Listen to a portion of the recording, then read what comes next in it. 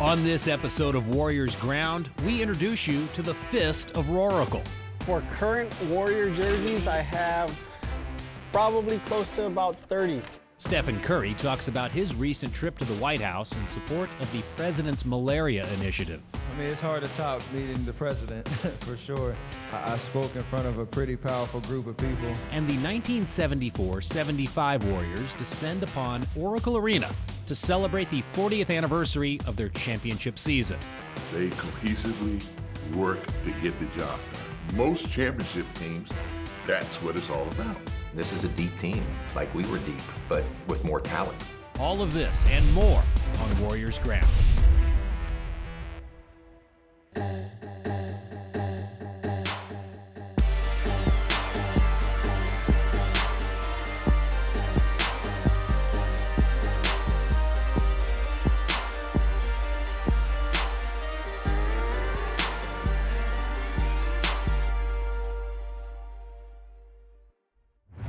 Welcome to another episode of Warriors Ground. I'm your host, Lawrence Scott. 40 years ago, the franchise that's now the Washington Wizards were the Washington Bullets, and the Warriors swept them in the NBA Finals to capture the title in 1975. To celebrate the 40th anniversary of the championship, the 74-75 squad reunited recently at Roaracle Arena, when the Warriors were hosting Washington. Having an opportunity in life to be on a championship team in anything is something that's memorable. There he's got it, the ball game is over! The ball game is over! And our Golden State Warriors are champions of the world! You can't beat chemistry. You can't beat when you care about one another. And then you care about what you want to leave as a legacy. They are the unbelievable champions of the world! The Cinderellas of the sports world! This was probably even more so because of the quality of the individuals that I had the good fortune of playing with. This was more like a family than it was a team. 40 years ago, the Golden State Warriors captured their first NBA World Championship in the club's West Coast history, defeating the Washington Bullets 4-0 in the 1975 NBA Finals. We'd like to welcome back, congratulate, and salute the members of that incredible Golden State Warriors World Championship team. Even though it's been 40 years since their title run, the 75 Warriors championship team motto of togetherness very much applies to this day. Yo, never change. It was really all about chemistry, getting along. I think we believed in one another.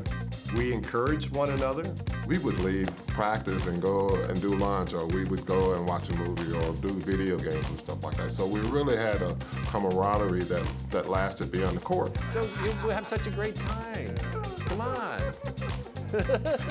There's the laugh. It's a very, very unique thing to be associated with an organization and a team that had the closeness that we have. And I wish everybody could experience that sometime in their life. I really, truly do. Well, we had another nickname for him. We called him Gloves. Because George occasionally would drop some passes. We said, you need some gloves, George. There was a lot of adversity and people saying, well, we can't do this, we can't do that. But the people who were on the floor never believed what was being said about them. It didn't matter if a guy played 2 minutes or 20 minutes. He was going to give the best effort that he could. Utilizing his deep and talented roster, the team's head coach, Al Attles, fully harnessed his team's talent by rotating his entire squad during games. Up until that time, you didn't play more than 6, 7 guys every night. So now here's a guy coming in, he's playing 10, 11 guys every night. Al realized that other than the first maybe 3 guys on the team, there wasn't a huge drop-off in talent. Knowing that if someone wasn't going well, he could put someone else in the game who's going to play just as hard, and the guy that's coming out isn't going to be upset. He realizes, hey, I don't have it tonight, and he's cheering for the guy that comes in for him. Most championship teams, that's what it's all about. That's why I like this young team here. I always laugh because I think of myself when I watch Draymond Green. I said, I'm Draymond Green without a jump shot. And this is a deep team, like we were deep, but with more talent. They play, I think, the right way, the way the game is played today. They share the basketball. They cohesively work to get the job done. They're going to have to amp it just a little bit when the playoffs rolls around, because it's going to be an entirely different game. But if they can do that, it's going to be a really great time here in the Bay. Keep doing what you're doing, pull for one another, and you'll have a great chance to be able to win a championship. The owner of the Warriors during the '75 championship season was none other than Franklin Muley, a figurehead in the Bay Area who was hard to miss when he donned his trademark deerstalker cap. Prior to being part of the investor group that brought the Warriors to the Bay Area in 1962, Muley was a maverick in sports broadcasting. In May of this year, the achievements of the late Franklin Muley are to be recognized when he's inducted posthumously into the Bay Area Sports Hall of Fame. Here's a look back at an interview from 2001 when Muley sat down with another Warriors legend, Al Attles. Not too very long ago, I met a man who I happened to be in a meeting with you years ago when he was trying to buy the team. He's from New Jersey. And I remember that meeting, and I don't know if you were prepared to sell it or not, but I do remember him saying that after 2 or 3 years, he was going to move the team to Houston. And at that point, you canceled the sale. I've always thought that, for the Bay Area sporting scene, with the 3 teams, the Giants, the 49ers, and of course the Warriors, that people don't realize how you are interwoven in that scene, and that's what I think will always be something that we'll always remember about you as far as sports are concerned. It just came out that way. I don't think I had a master plan. I just I through good luck and being at the right place at the right time, I became associated with all 3 in various ways, and I just did what I felt was my job. And I can say that whenever the book is closed, it'll be a pretty full book for me. Up next on Warriors Ground, Dub Nation knows no boundaries. Warriors chance, Warriors! Warriors! That's how we do it here at Affinities. It's amazing over here. This segment is brought to you by PG&E, proud community partner of the Golden State Warriors.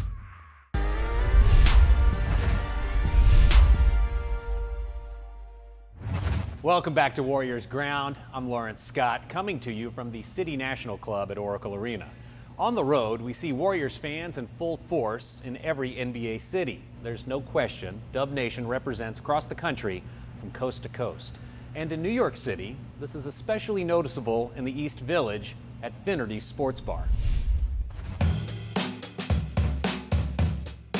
Most of the fans that end up coming here are people that have been transplanted. It's basically like a little bit of a family inside this bar, and everybody's going for the same teams. Oh, this is just like home away from home, basically. I mean, I just moved here a year and a half ago, and this is where I go to watch all the Dubs games because the people here are amazing. We definitely have some fans that are loud and passionate. Warriors chants, Warriors! Warriors! That's how we do it here at Affinities. It's amazing over here. Affinities unites Warriors fans in New York City by organizing group trips to both Knicks and Nets games when the Dubs come to town. We buy a block of tickets from the Brooklyn Nets, and then people come over here, they sign up, they get a shirt, they get some ride to the bus, they get a really fun time, everyone having a great time on the bus. Let's go Warriors! And everyone sits together, cheers together when they watch the Warriors play the Nets. You guys are on the bus, you guys ready to go to this game? Yeah! Joe Lacob is the man. Thank you, Joe. In the game bus is like amazing experience. Yeah! Usually like the same group of people that's always going on these buses, so we've all like kind of built like a bit of camaraderie, and it's a real good time. Let's go Warriors! Hey, hey, hey! Let's go Warriors! Everyone knows you gotta come here. We're like stronger in numbers. Everyone's here for like the same cause. Everyone here is diehard. And they brought that Bay Area nature. Let's go Dubs! The Warriors community at Affinities is a great example for how, no matter where you are, any location can become Warriors ground. Here we go Warriors! Warriors fans are some of the most passionate in all of sports. It's the full collection of all these unique individuals and characters that make Warriors Ground the place to be. And while the fan base is unified, some folks seem to stand out from the crowd. That's certainly the case with the Fist of Roaracle. I've been a Golden State Warrior fan since I was probably around 6 or 7. My favorite Warrior memory is watching Sleepy Floyd go off in that quarter against the Lakers. Floyd for the Warriors has 33. Here comes Floyd, driving layup good. They can't stop Sleepy Floyd. We were about to get swept out of the playoffs by the Lakers, and Sleepy went off, and it's been a lasting memory. Well, growing up, my favorite Warrior of all time was Tim Hardaway with the Run TMC era, but nowadays it's slowly evolving into Steph Curry. Watching what he does night in, night out, it's pretty impressive. He's another dominant point guard, kind of in the mold of Tim Hardaway, but he does things completely different. Hey, wake up, wake up, wake up. What's up, you guys? We've been season ticket holders since the 07-08 season. I have 3 kids. The 2 kids usually have to fight over who's coming. I didn't have a chance to go to a lot of games with my dad growing up. You know, I want to make sure the kids know that this is an experience that they should treasure. The best thing about being a season ticket holder is getting to go to every game and the interaction with the staff and the other fans around us. You know, over the years, you make lasting friendships with the neighbors that you have around you. Hey, how are I'm you? good, and yourself? Good. I saw a Warriors video and you're in it. Is that right? Yeah. People do recognize me outside of the arena. I was in Sacramento one time at a motorcycle show, and a father and son come up. He's like, "Hey, it's you." I had no idea what he was talking about, but it was about the Fist at the Warriors games. So people do know me as the Fist of Roaracle. This season's team is incredible. I don't think anyone has seen what's happening now. I don't think they've seen it before, even back to the Run TMC days. We're setting new precedents here, and you know, we can only hope to go pretty far this year.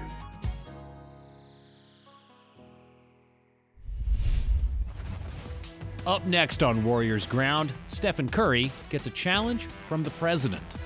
And we're joking about this, but you're seriously going to have a golf date, you think? I hope so. He brought it up. So.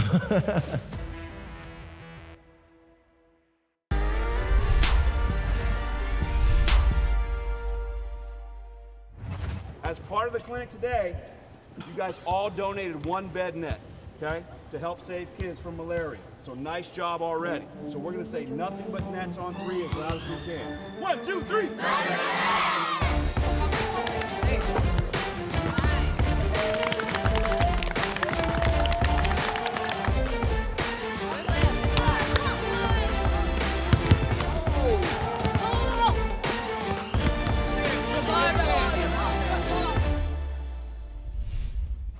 That was the Nothing But Nets clinic held recently here at Roaracle Arena. All of the participants got to stick around and listen to Warriors guard and Nothing But Nets champion Stephen Curry speak at a unique post-game chalk talk. Since 2006, Nothing But Nets has raised more than $56 million and together with its United Nations partners has delivered more than 9 million insecticide-treated bed nets to protect families in sub-Saharan Africa from malaria. Curry sat down to talk about his continued involvement, which included a recent trip to the White House. You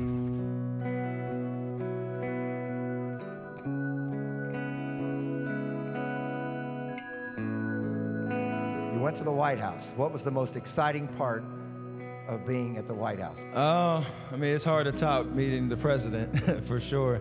I spoke in front of a pretty powerful group of people. And it was kind of nerve-wracking, but obviously if you're just talking from the heart about, you know, why we're involved and why we're doing what we're doing, it was a special moment. And then, you know, to cap that off, waiting to turn the corner to go to the Oval Office and meet our president was special. And it was a great, 5 minutes that we got. I know his schedule's pretty tight, so to be able to talk about the president's malaria initiative, the work that the UN Foundation, Nothing But Nets is doing, and kind of merging those forces together. It was, you could tell he was proud of that, and then we kind of talked basketball as well, so it was good. Just an incredible experience to spend 4 or 5 minutes with the President of the United States and talk with him about nothing but nets, and he's a huge hoops fan, so talking to him about the game the night before. He asked Steph if he wanted to get out and play 18 holes this summer. Would you be nervous playing with the president? A little bit. Probably. That first tee shot would be, there's Secret Service guys all around and probably a helicopter flying over. It wouldn't be, I'd be pretty nervous. Now, and we're joking about this, but you're seriously going to have a golf date, do you think? I hope so. He brought it up, so. There's a gentleman here that said if you shoot a three-pointer, that he'll donate $500 to Nothing But Nets today. I gotta make it? If you make it, he's donating 500 and I'm donating 500. Oh. How's that? All right. I'm down. So I get one shot. One shot. Yeah. 2 more. Oh. We got a match? Hey, we got 2,500 right now if he makes it. All right. I'll throw in 500 if he makes it. Now, 8,000. Steph. So we got 3,500, 4,000 on the shot? Tell me, is this away from basketball the most important project that you've ever had with Nothing But Nets? It is the one I've been a part of the longest, and seen the impact, obviously, firsthand. We've talked all about my trip to Africa, going to Tanzania with Chris, and hearing Bryant's trip to Kenya the year before. So it's been pretty impactful to be, sitting where we are today and having a future with all the awareness and the money that we're raising is definitely impactful. And I'm just proud to be a part of the whole team that's driving this train. So it's been good. All right. Oh. I think the important message here is you don't need to be an NBA superstar, though it helps. And you don't need to be in front of the president in the Oval Office to make a difference. Buying one of these nets and getting it hung over a family that needs them in sub-Saharan Africa, it costs $10. I just encourage everybody to work Nothing But Nets into whatever you're passionate about, whether it's basketball or ballet or something else. That's hard to shoot a rubber ball.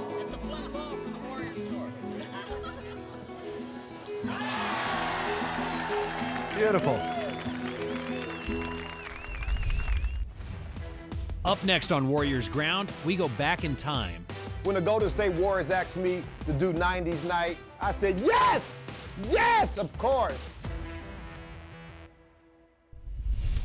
This segment is brought to you by PG&E, proud community partner of the Golden State Warriors.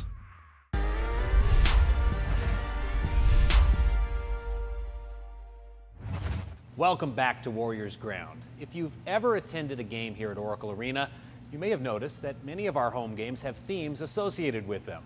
Recently, Warriors Ground was transported back in time for 90s night. When the Golden State Warriors asked me to do 90s night, I said, yes! Yes, of course! I'm the biggest fan. When you put things on like that, you don't rush to it, people. Just like yoga. Curry, reprising his role as Mr. Cooper, was fully committed to the 90s theme as he sported his Warriors gear from when he played as a member of the Warriors on his ABC television show. Wow. Look at that. Is that vintage? Oh my God! Here we go. 90s night. 90s, baby. Ladies and gentlemen, from Oakland, California, hometown kid. Hey, I know. We're coming back. Hey, how you doing? Good to see you. How you guys doing? Hey, what's up? Going way back, I know. Bam. But they had that Jerry curl. Warriors Ground got to hang with Mark Curry from Hanging with Mr. Cooper as he joined Ruby Lopez as in-arena host for the night. Hey, Ruby! Along with the 90s-style clothing and music that filled Roaracle Arena, there were some cutting-edge haircuts for fans, creating an artistic buzz in the house. My son said, I'm going to wait 45 minutes if it takes an hour to get my hair cut. I said, that's fine. It is worth every second to get one of those haircuts. We're here to represent the Golden State Warriors. It's basically a tribute from Golden State Warriors to its fans. It's so awesome. We're doing it for the kids and the fans. Thank you for watching this episode of Warriors Ground. Join us all year long as we bring you even more behind-the-scenes features with the Warriors. For everyone making Warriors Ground the place to be in the NBA, I'm Lawrence Scott.